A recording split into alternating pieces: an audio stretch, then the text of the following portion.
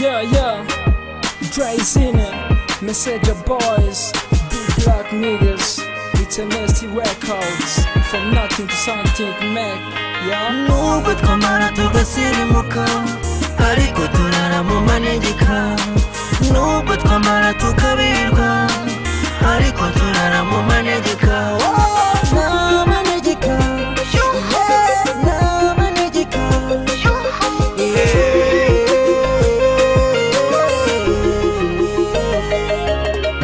Tuza hano kwisi ntitukayisangamo ngo hari byinshi bitugora kora ibyo ukora nta murare nyinshi ikuza kwisi kwawe ntago ari impanuka amaboko yawe ntiyakubeshaho nuye mu manegeka ariko hari igihe bizashira imvura iragwa ikanyagira kubera nuye mu manegeka.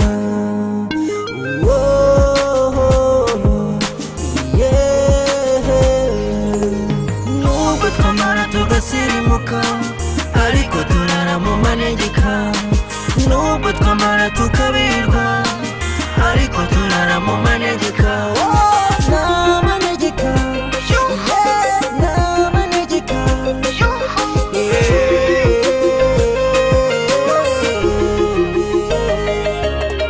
Jewe hakiza, jewe ndagukunda mukobwa nabuze urwego nagushyiramo ariko nuko nuye mu manegeka. Abafite gutura mu mujyi barasa njyewe bashaka kukunywara, none ubu njyewe nanze kukurekura. None nimbona ibiyoboye isi njyewe nzakwimukana nkujyane kugutuza mu mujyi. Urabura igihe utaza homba, hey hey.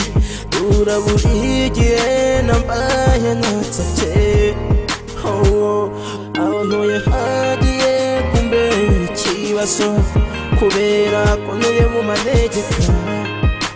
Mu manegeka, mu manegeka. Nubwo twamara tugasirimuka ariko turara mu manegeka.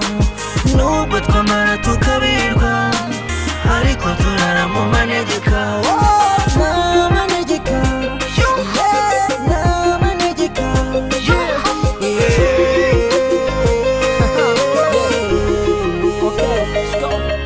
Ubuzima nta butunzi ni nko kuba mu banzi, kandi nabwiwe yuko mu buzima nta mufungo ufungirwa imiryango. Ubu narihebye nkwakiriwe iteka ryose, kandi narakuza rukubaka amateka hose, kuko ari na pawe ibyacu bashyizeho towa.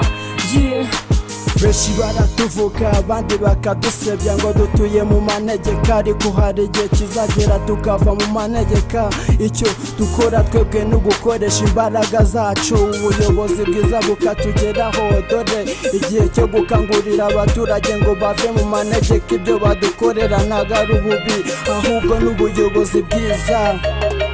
Nubwo twamara tugasirimuka ariko turara mu manegeka. Nubwo twamara tukabirwa ariko turara mu manegeka. Na manegeka, na manegeka.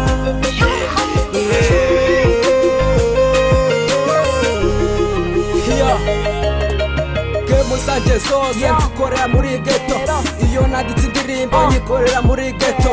Reka imvura izagwe abasani bazake, nubwo bwose nibera muri ghetto.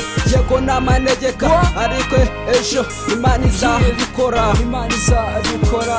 Yeah, this was all about Manegeka project.